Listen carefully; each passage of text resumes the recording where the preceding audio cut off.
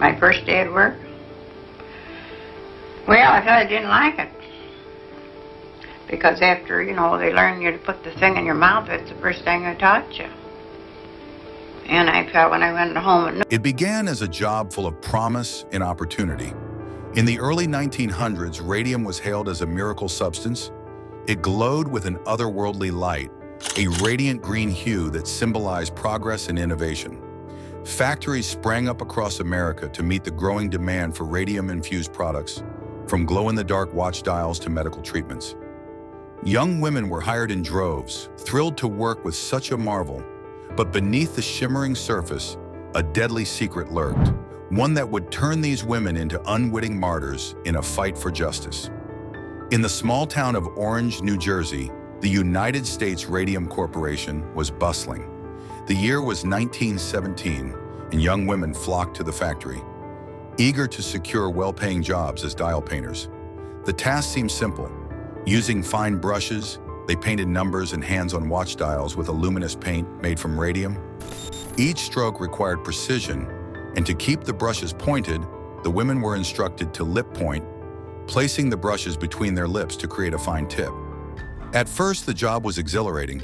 The paint glowed in the dark, and the women, affectionately called ghost girls, would often leave the factory glowing from the radium dust on their clothes, hair, and skin.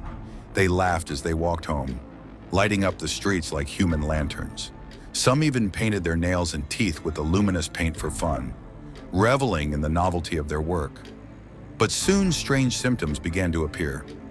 Molly Maggia, one of the workers, was the first to notice something was wrong. It started with a toothache. Then more teeth began to ache, loosen, and fall out. Her gums oozed blood, and her jawbone developed an eerie, brittle quality. Doctors were baffled, diagnosing her with everything from syphilis to severe infections. Molly's condition worsened rapidly, and by 1922, she succumbed to what was described as jaw necrosis, a condition later linked directly to radium exposure. Unbeknownst to the dial painters, radium was not the miracle substance it was believed to be. Scientists already knew of its dangers.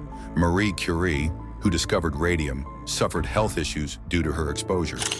Yet the warnings were ignored in the name of profit. The U.S. Radium Corporation assured the workers that the paint was harmless, even as male scientists handling radium wore lead aprons and used tongs to avoid direct contact. As more women fell ill, the symptoms became disturbingly uniform. Teeth falling out, jaws disintegrating, persistent anemia, and even death. The haunting term radium jaw entered the medical lexicon, describing the gruesome effects of radium poisoning.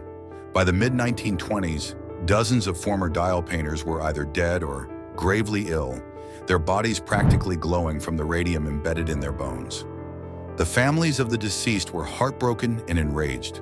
How could something so deadly have been allowed to happen? The surviving women, weak and in constant pain, sought answers. Among them was Grace Fryer, a former dial painter who, despite her declining health, decided to take on the powerful U.S. Radium Corporation. Grace's fight was not an easy one. The legal system in the 1920s was heavily biased in favor of corporations. Lawyers were hesitant to take on her case, fearing the influence and resources of the radium industry. After 2 years of searching, Grace finally found an attorney willing to represent her and 4 other women. Together, they became known as the Radium Girls. The trial began in 1927, drawing national attention. The women, frail and visibly suffering, testified about their experiences.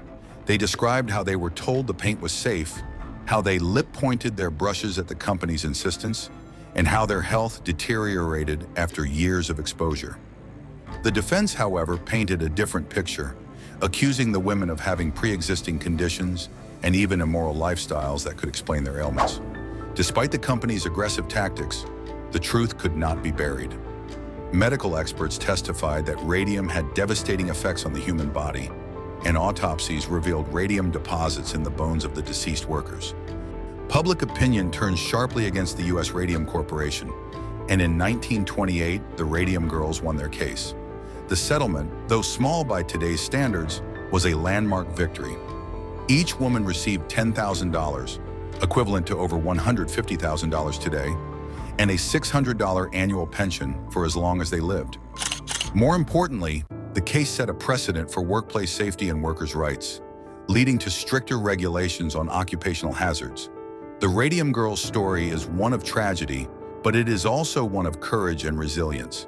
Their fight paved the way for groundbreaking changes in labor laws and the establishment of organizations like the Occupational Safety and Health Administration, OSHA.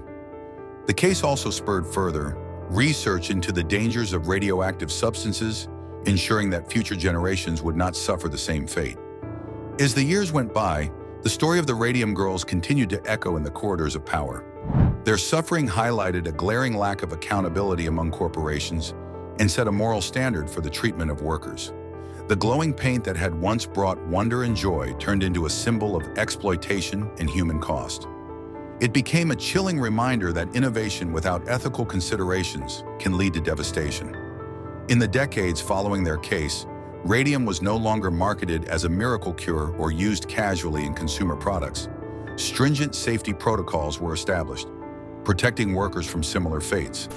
The Radium Girls' sacrifices forced society to confront the dark side of unchecked industrial progress and prioritize the health and well-being of those behind the scenes. Even today, their legacy endures.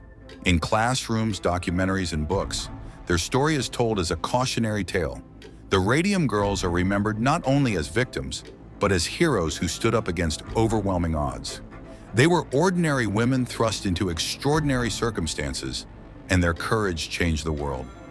As you reflect on their story, imagine the haunting glow that once illuminated their lives. It was a glow born of wonder, but ended in suffering. And yet, from their pain arose a beacon of hope, a light that continues to shine in the fight for justice and the protection of workers everywhere.